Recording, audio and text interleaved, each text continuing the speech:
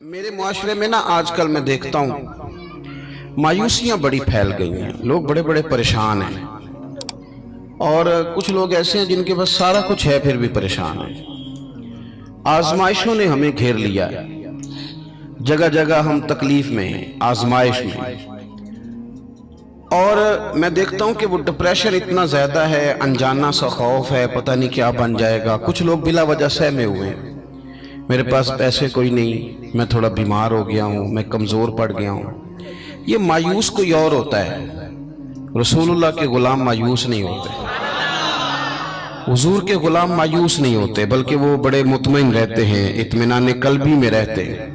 وہ تو معاشرے کو اطمینان دیتے ہیں، سکون کی دولت آگے بانٹتے ہیں۔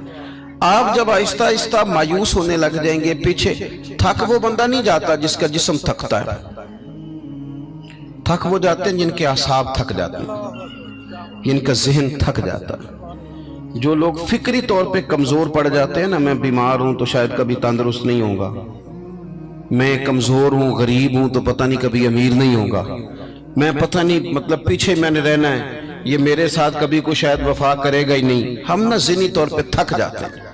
رسول کریم علیہ السلام نے جو چیز ہمیں سب سے زیادہ دی ہے وہ امید کی دولت ہے، امید کی دولت۔ امید، کبھی امید نہ ٹوٹنے پائے ہماری۔ اچھا سوچیں، اچھا گمان کریں، آنے والے وقت کے بارے میں خیر کی امید رکھیں۔ حضور مبشر ہے، خوشخبری دیتے ہیں، ہمیں نبی پاک صلی اللہ علیہ وسلم نے اٹھ کر جینے کا طریقہ بتلایا، حضور نے ہمیں خوش رہنے کے سلیقے بتائے۔ حضرت سیدنا معاذ بن جبل رضی اللہ تعالیٰ عنہ فرماتے ہیں، جب پیارے حبیب علیہ السلام نے مجھے یمن کے لیے بھیجا نا گورنر بنا کے، تو کئی نصیحتیں حضور نے فرمائی تھیں۔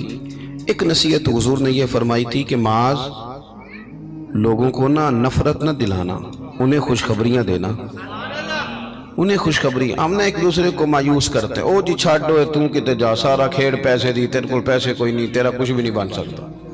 ہم ایک دوسرے کو کہہ رہے ہوتے ہیں سارا پنڈ مار جائے، ماڑے دا بچہ چودھری نہیں ہو سکتا۔ بھئی یہ آپ کمزور باتیں خود بھی کرتے ہیں، لوگوں کا دل بھی آپ توڑتے ہیں۔ آپ لوگوں کو امید دلائیں، ان کو آگے بڑھنے کا شوق دیں۔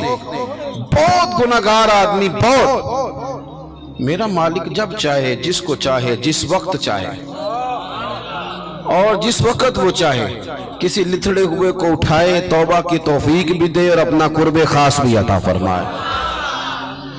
حضرت ابو درداء رضی اللہ تعالیٰ عنہ فرماتے ہیں، میں حضور کی بارگاہ عالی مرتبت میں حاضر تھا، تو نبی پاک صلی اللہ علیہ وسلم نے ہمیں آیت پڑھ کے سنائی، وَلِمَنْ خَافَ مَقَامَ رَبِّهِ جَنَّتَانِ، جو اللہ کے سامنے کھڑے ہونے سے ڈرے گا، رب اسے 2 جنتیں عطا کرے گا۔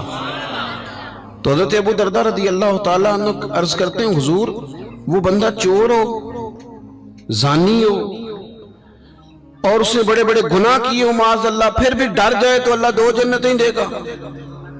بہت بڑا مجرم ہے۔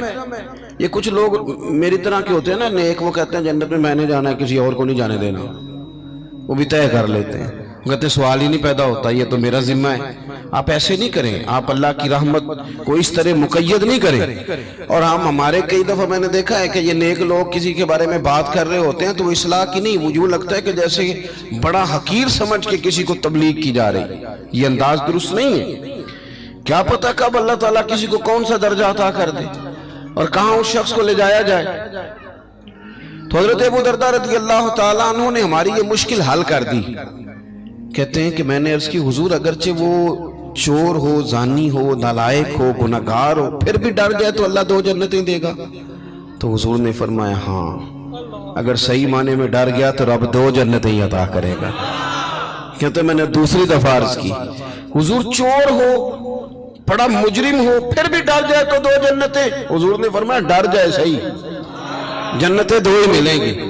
کہتے ہیں میں نے تیسری دفعہ کہا، حضور یعنی وہ جو مایوسی ہے گناہگار آدمی کو کہ میں شاید آگے جا ہی نہیں سکتا، شاید اب بات آگے بڑھ ہی نہیں سکتی۔ حضرت ابو درداء کہتے ہیں تیسری دفعہ عرض کی، حضور اگر بڑا ظالم ہو، ڈر جائے، پھر بھی 2 جنتیں؟ تو کہتے ہیں حضور نے فرمایا اگرچہ ابو درداء کی ناک خاک آلود بھی ہو جائے نا، یعنی تو زمین پہ بھی اپنی ناک رگڑے، تو پھر بھی جو بندہ صحیح معنوں میں ڈرے گا اسے مایوس نہیں ہونا چاہیے، رب اسے 2 جنتیں عطا کرے گا۔ हुजूर ने हमें खुशखबरी दी आगे बढ़ने। हम जब बैठते हैं ना तो गलतियां डिस्कस करते हैं, कोताहियों पे गुफ्तगू करते हैं। हम अपने दोस्तों की, रिश्तेदारों की, गली मोहल्ले वालों की गलतियां, फिर थोड़ा आगे बढ़ते हैं तो हम सियासतदानों की गलतियां, ताजरों की गलतियां, फिर थोड़ा और आगे बढ़े तो फिर मौलवियों की गलतियां। फिर जब हमारा दिमाग चला तो जिस बेचारे आदमी को सही तरीके से कुछ लफ्ज जुमले भी नहीं कहने आते, वो मशाइख की गलतियां नोट कराता फिरता है। बड़ी बड़ी दूर लोग निकल जाते हैं, दूर। आप ये काम नहीं करें। इस तरह तो ये लगेगा कि इस माशरे में अच्छा बंदा ही कोई नहीं, सारे लोग ही बुरे। इस तरह तो फिर लोगों का एक दूसरे के बारे में दिल सख्त हो जाएगा, रवैये कठिन हो जाएंगे हमारे। हाँ, एक दूसरे की जो देखे ना, हुजूर ने क्या फरमाया, फरमाया उज़्कुरू महासिन मौताकुम। तुम में से जब कोई बंदा दुनिया से जाए तो उसकी अच्छी अच्छी बातों का जिक्र करो। उसकी जो, इसका मतलब ये है कि हर बंदे में कोई अच्छी बात है ना। हुजूर ने फरमाया अच्छाइयों का जिक्र करो, तुम जमीन पर अल्लाह के गवाह। आप अच्छी बात लेके आएंगे, खुशखबरी, और बड़ी जल्दी घबरा नहीं जाएंगे कि ये लोग सही हो ही नहीं सकते जी, पाकिस्तान का कुछ नहीं बन सकता जी, ये इस यहाँ के लोग नहीं। भैया आपने कैसे बात कर दी, इतनी जल्दी आप इतनी दूर निकल गए। हजरत ज़ैद बिन हारिसा रदी अल्लाह तआला अन्हु फरमाते, मैं ताइफ के सफर में हुजूर के साथ था। मक्के वालों ने बात नहीं मानी, हुजूर को बड़ा परेशान किया, तो महबूब पाक का इरादा एक करम हुआ कि मैं ताइफ जाके ना लोगों को दीन की बात बताऊं। हुजूर ताइफ तशरीफ ले गए। आप गौर करेंगे कि सब लोगों ने पत्थर मारे, इतने पत्थर मारे कि लहू लुहान कर दिया, पूरा वजूद तकलीफ में। हुजूर वहां से बाहर निकले। किस कदर इंसान को गुस्सा, हमारे यहाँ तो जनाब गुस्सा सिर्फ वो उस बंदे से हम राजी होते हैं जो हमारी मर्जी के मुताबिक चले, बाकी हम किसी से राजी हो जाएं ये सवाल ही नहीं पैदा होता। इन सब लोगों ने पत्थर मारे, रोड़े मारे। करीम महबूब सल्लल्लाहु अलैहि वसल्लम एक बाग में तशरीफ फरमा हुए, पानी पिलाया। जनाब ज़ैद बिन हारिसा कहते हैं, मैंने अर्ज की हुजूर इन्होंने बड़ा ही तकलीफ दी है, बड़ी अज़ियत दी है, दुआ करें ये बर्बाद हो जाए, दुआ करें। और मैंने बड़े दर्द से कहा। हुजूर ने फरमाया कर दूं दुआ, या रसूलल्लाह कर दें। हुजूर ने हाथ उठाए, कहा अल्लाहुम्मा हदी कौमी फइन्नहुम ला यअलमून। अल्लाह मेरी कौम को हिदायत दे दे, इन्हें पता ही नहीं ये क्या कर रहे हैं। इस तरह इंसान बच्चे के बारे में नहीं कहता कि इसे पता ही नहीं, अभी लाशऊर है, अभी तो नादान है। फरमाया ए अल्लाह इन्हें हिदायत दे दे, इन्हें पता ही नहीं ये क्या कर रहे हैं, इन्हें खबर ही नहीं। कहते मैंने अर्ज की हुजूर आप दुआ कर रहे हैं और इन्होंने इतनी तकलीफ दी, अब मेरे नबी पाक की उम्मीद देखना, हुजूर की दी हुई उम्मीद देखना।